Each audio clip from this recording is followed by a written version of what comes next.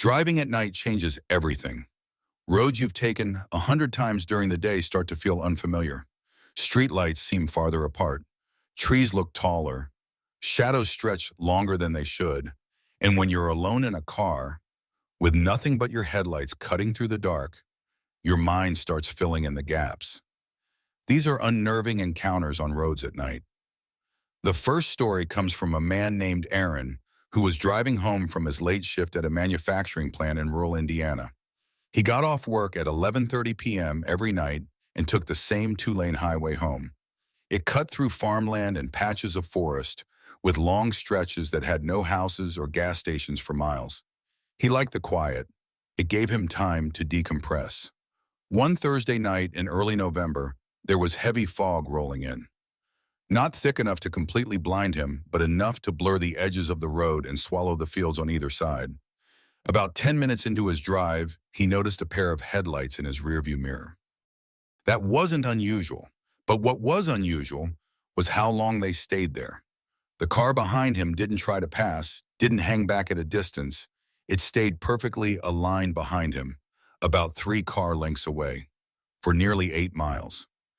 Aaron sped up slightly. The car matched his speed. He slowed down. It slowed too. He tried to brush it off. Maybe it was just someone else heading the same direction.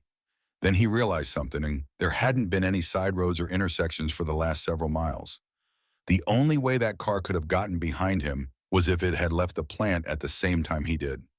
He hadn't seen any other cars in the parking lot. His grip tightened on the steering wheel. The fog thickened ahead. He decided to test something. Up ahead was a narrow gravel turnout used by farm vehicles. He had never pulled into it before. Without signaling, he suddenly turned into the gravel patch. His tires crunched loudly as he slowed to a stop. He watched his rearview mirror. The headlights behind him didn't pass. They stopped too. On the main road, facing his car, about 20 feet away, his heart started pounding. The fog made the car's shape hard to see. Just 2 glowing beams cutting through white haze. They sat there for a full 30 seconds. Then the headlights turned off. Completely. Aaron's breath caught in his throat. The road went dark again. He couldn't see the car anymore. No taillights. No movement. Just fog. He locked his doors immediately. After another 20 seconds, the headlights flicked back on, and the car slowly reversed. Not turned around. Reversed down the highway, disappearing into the fog the way it came. Aaron didn't sleep much that night. The second story happened to a college student named Lila during a road trip through Arizona. She was driving alone to visit a friend, and the fastest route cut through a long desert highway with barely any service. It was around 1 a.m. when she realized she hadn't seen another car in over 20 minutes. The road was straight and endless, sand and rocks stretching out on both sides. Her gas tank was half full. Her phone had 1 bar of signal. She turned up the radio slightly to break the silence. That's when she saw something ahead.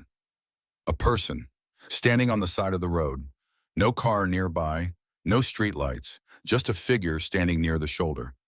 As she got closer, her stomach twisted. The person wasn't facing the road, they were facing away from it, completely still, arms hanging at their sides. She slowed down instinctively. Every instinct told her to keep driving, but another part of her felt guilty. What if someone needed help? As she passed slowly, she glanced out her window. The figure's head turned.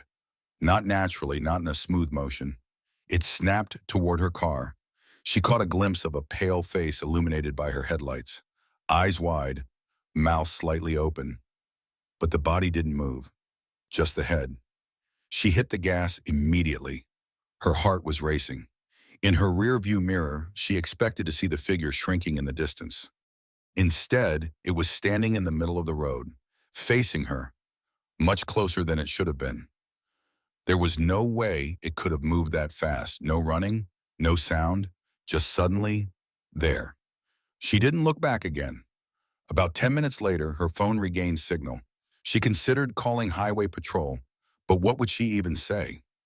There was someone standing in the desert? She later checked local news reports for accidents or stranded drivers. There was nothing. The third story comes from a man named Gregory who worked as a rideshare driver in upstate New York. He preferred night shifts because there was less traffic and higher pay. One winter night around 2:40 a.m., he received a ride request from a location just outside the city limits.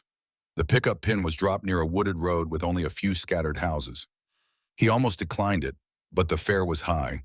When he arrived at the location, there was no one outside. Just a dark road lined with trees and snowbanks. He checked the app. The passenger's name was listed as Evan. He waited. After about a minute, his back door opened. Gregory jumped slightly. He hadn't seen anyone approach. A man sat down in the back seat. Gregory caught a glimpse of him in the rearview mirror, mid-30s, pale, wearing a thin jacket despite the freezing temperature. "Evening," Gregory said. No response. The man just stared forward. The ride destination was about 20 minutes away, deeper into a rural area. The entire ride, the passenger didn't say a word. Not even when Gregory asked to confirm the address. Halfway there, Gregory noticed something strange in the mirror. The man's reflection looked off. The angle didn't match his posture. It was subtle, but it felt wrong. As they turned onto a narrower road, the GPS signal started cutting in and out. Suddenly, the app glitched. The destination disappeared. Gregory glanced at the back seat. It was empty. His stomach dropped. He slammed on the brakes. The back door was closed, no sound of it opening, no footprints in the snow outside when he checked. He grabbed his phone and opened the ride details. The trip was marked as completed, with a 5-star rating, and no record of a pickup location. Driving at night forces you to rely on limited information. Your headlights only show you what's directly ahead.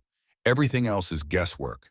And sometimes, what you think you saw in your mirror wasn't your imagination. Sometimes the road isn't empty. Sometimes the car behind you doesn't have a driver. And sometimes the passenger in your back seat was never really there at all.